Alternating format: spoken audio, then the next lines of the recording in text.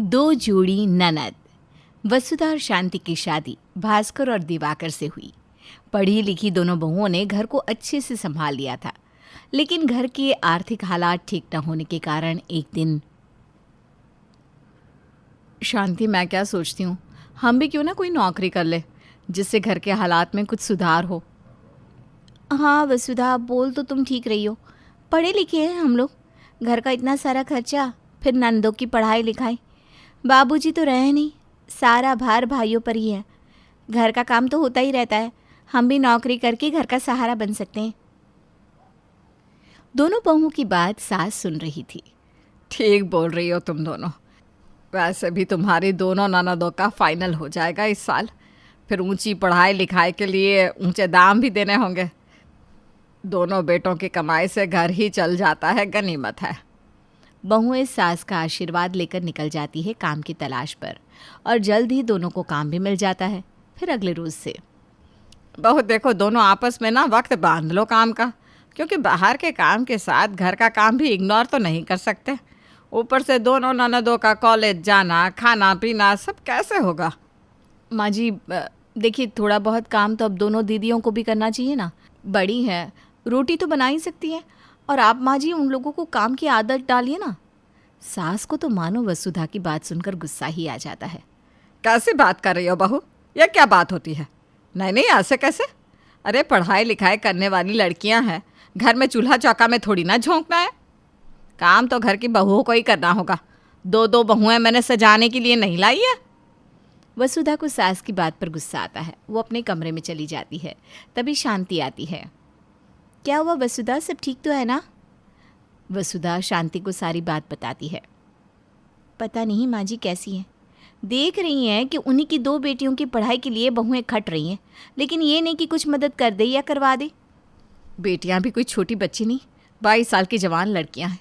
इतने साल में तो लोगों की शादी भी हो जाती है, लेकिन ये है कि दीदी क्या बोले, अब इन लोगों की पढ़ाई का जिम्मा भी हम लोगों पर ही है। अरे कल को शादी भी तो करनी है दोनों की। हाँ, वो दोनों पढ़कर कमाई तो करेंगे ना, उसी पैसे को बचाकर उसी से शादी कर देंगे। चलो अब काम कर लेते हैं, वरना बाद में भी हम लोगों को ही करना है। किसी तरह दिन चल रहे थे। एक दिन, माँ वो वसुधा ऑफिस गई है, घर में शांति भी नहीं है, चाय बना दो ना ज़रा। अरे अब मुझसे कहाँ किचन का काम होता है। अरे मुन्नी, क्या टीवी देख रही है, आज कॉलेज नहीं गई? नहीं भैया, आज छुट्टी है ना, तो आज सिर्फ मज़े करने, फुल डे मस्ती। अच्छा, तो जा चाय लिया, मेरा ना सर फटा जा रहा है। तभी वसुधा ऑफिस से थक कर आती है। मुन्नी मैं भी लूँगी चाय, आज तो बस ही नहीं मिली, खड़े खड़े पैर सूज गए। अरे नहीं, मुन्नी नहीं बना पाएगी चाय। वो क्या है ना, सारे हफ्ते तो उसका कॉलेज होता है, बेचारी को आज छुट्टी मिली है। वसुधा बहू, अब तू आ गई है ना, तो तू ही बना ले। हाँ भाभी, और मेरे लिए ना थोड़े पापड़ भी तल लेना। वसुधा को गुस्सा तो बहुत आता है।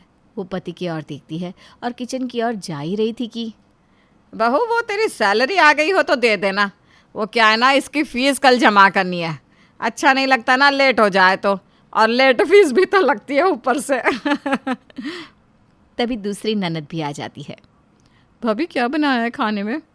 वैसे माँ, कल ना हम लोगों का कॉलेज प्लेसमेंट है, सब ठीक रहा तो अच्छी नौकरी लग जाएगी हम दोनों की।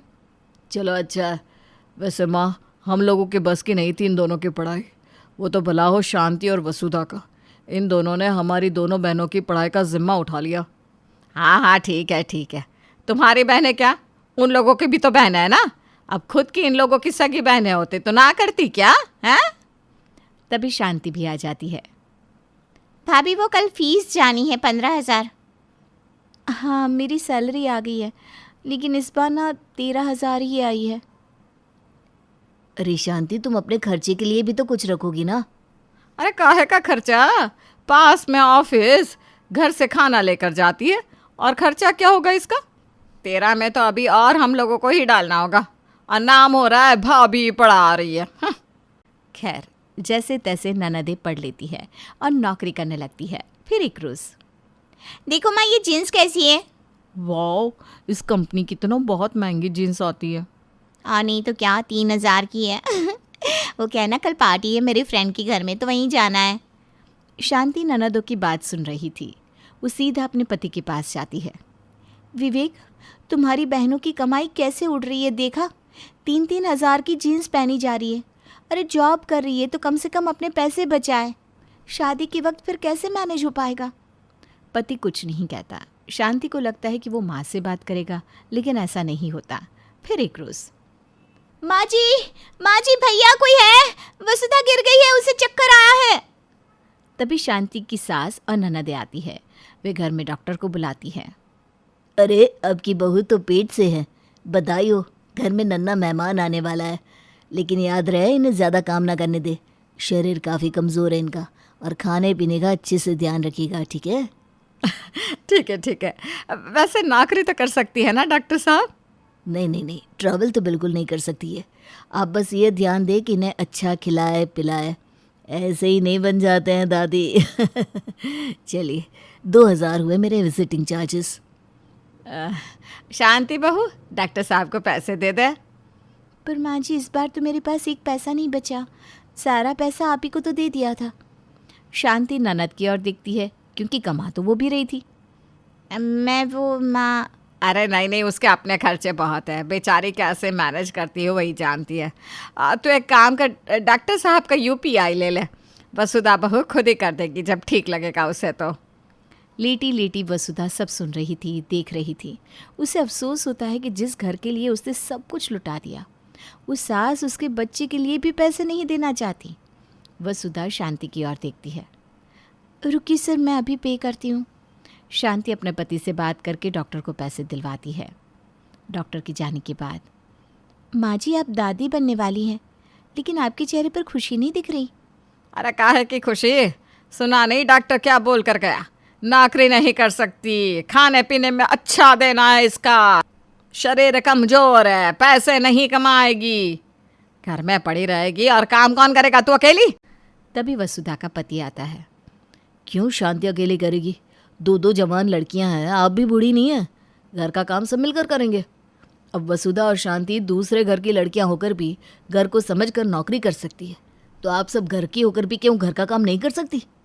हाय रे, जो माँ अपने बेटे के मुंह से एक शब्द नहीं सुनती थी, उसके लिए तो ये बहुत बड़ी बात थी। हाँ, मेरी बेटियां ही खल रही है ना यहाँ सबको। कितनी मेहनत करती है, सारा दिन कमाई के लिए बाहर रहती है, फिर क्या घर का काम भी करे मेरी नाजुक सी बच्चियाँ? शांति कुछ नहीं कहती, वो अंदर चली जाती है। फिर अगले रोज़, अरे शांति बहू कहाँ मर गई? सुबह से एक कप चाय नहीं मिली। अच्छा माँ मैं निकल रहा हूँ। माँ मैं भी जा रहा हूँ। दोनों के हाथ में खाने का डिब्बा था। क्या बात है, शांति ने खाना भी बना दिया? शांति तो वसुधा का खाना बनाकर उसका ख्याल रख रही है, यह खाना हम लोगों ने खुद बनाया है। तभी बहनें आ जाती हैं। भैया हमारा टिफिन कहाँ है? हाँ भाई, अकेले के लिए खाना बना लिया, और मेरी बेटियों के लिए? अरे माँ रहने दे, मैं तो बाहर खा लूँगी। हाँ माँ मैं भी, इसी बहाने बाहर के खाने का मौका भी मिलेगा, क्यों? हाँ मेरी बच्चियों, इस घर में वैसे भी तुम लोगों के लिए कोई नहीं सोचता। देखो बाहर से खाने के लाले आ गए इन लोगों के लिए, अब मेरे लिए कुछ है या मुझ बूढ़ी को पानी पी कर ही रहना होगा? तभी शांति आती है। अरे सासू माँ आप क्यों पानी पिएंगी? आपकी दोनों बेटियाँ कमा रही हैं, बहुओं के पैसे, बेटियों के पैसे। अरे आज 100-200 बेटियों से ले लीजिए बाहर से खाने के लिए। हाँ बहू दे रही है तो बेटियां क्यों नहीं देगी? ला बेटी कुछ पैसे दे दे, मैं भी खाना बाहर से ही मंगा लेती हूँ। मेरे पास तो खुले नहीं है, छोटी तू दे दे। अरे मेरे पास भी पैसे नहीं है, वो क्या है ना, मैं तो इतना कमाती भी नहीं जितना तू कमाती है। अरे पर तू कमाती तो है ना, देना माँ को पैसे। अरे लेकिन तू बड़ी है, तू दे दे पैसे। दोनों बेटियों को पैसों के लिए लड़ता देख माँ की आंख में आंसू आ जाते हैं। बस माँ जी, मैं आपको यही दिखाना चाहती थी कि भले ही बहू बेटी में फ़र्क है, लेकिन आपको समझ आ गया होगा कि बहुएं पूरी की पूरी कमाई बिना सोचे दे देती हैं, लेकिन बेटियाँ, खैर आपका पूरा खाना बना रखा है, बस एक छोटा सा काम कर सके तो कर दीजिएगा। वसुधा को वक्त पर दवाई दे दीजिएगा। बहू मुझे माफ़ कर दो, जिन बेटियों के लिए मैं तुम दोनों का अपमान करती रही वो ऐसी निकलेगी मैंने सोचा ही नहीं था।